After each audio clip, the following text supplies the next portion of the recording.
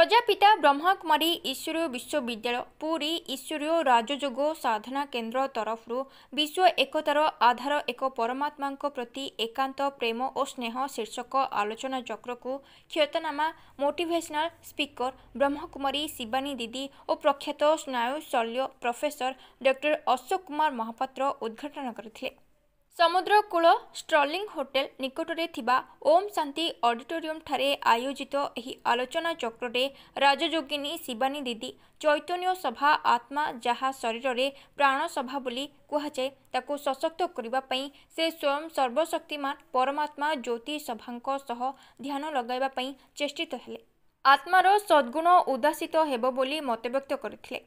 निजर दैनंदिन जीवन रे राजयोग ध्यान को अभ्यास कले जीवन सुख शांतिमय होई उठिबो बोली से मतव्यक्त करथिले।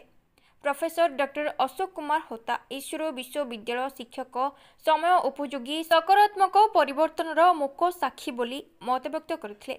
प्रथम आध्यात्मिक संगीत परिवेशन और ब्रह्मकुमारी शक्ति आध्यात्मिक दिव्य अनुभूति वर्णना करथिले।